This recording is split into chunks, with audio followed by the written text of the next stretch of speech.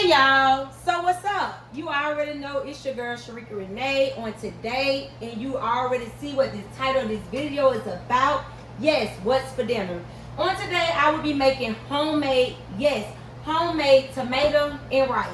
Everybody knows when I cook, I never like to use off-brand product, even though it may be good to use because at right now, with this century that we're dealing with, prices are very high. But your girl stick to the brand name because that's what I'm good at cooking. So today we will be having tomato and rice, which will combine with this maca rice. We would do some cornbread, and we will also do some fried pork chops. So stay tuned. I already got the pot cooking. We're gonna have some white meat on the side because everyone knows when you make tomato and rice from scratch that you need some cooking grease. So we like to use white meat for that particular item to pour the grease off over into the rice. So with no further ado, stay tuned. All right, you guys, so step one is the white meat. As I told you guys, I have already started some of the things to cooking. So we would like to boil this white meat for about 20 minutes to help remove some of the salt off this pork because the meat is very salty. But you do not have to do that. You can go ahead and quickly put it in the frying pan and let it cook. But me being me, I like to go ahead and boil for about 20 minutes.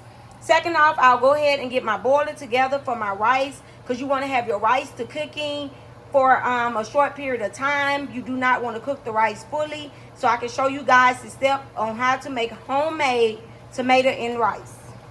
Everybody already know your girl is a measuring cup woman. So of course I use my 1 cup and put 3 whole cups of rice over in the boiler. I'm gonna go ahead and stir my rice.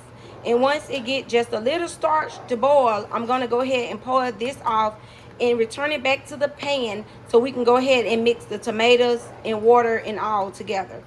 Now that I got my tomatoes open, a lot of people don't know that I like to hand squeeze them over in to help get most of the juice out of them. We'll go ahead and add a little seasoning. Everybody know that accent is a great seasoning to season your food with, but be very cautious how much you use on your food and season it to your taste. So we'll go ahead and add accent in.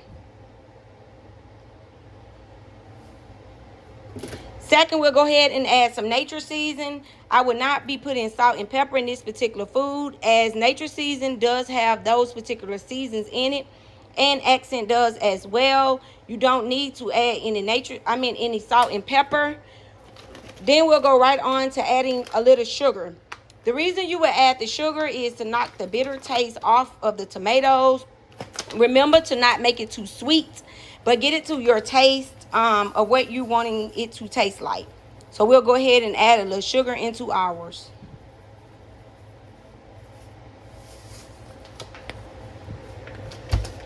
Finally, we'll add water into this and we will return this back to the aisle to cook for about 30 minutes on low. So this is the final look of the white meat. I have already drained the grease over into this particular pot.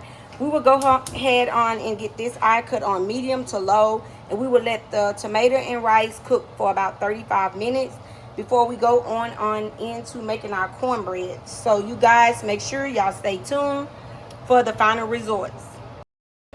All right, so I got my grease going. Yes, got my grease going for my pork chops. Got my tomato and rice ready. Everybody know your girl is old-fashioned. I like to still deep fry my meat in a pot instead of using my deep fryer.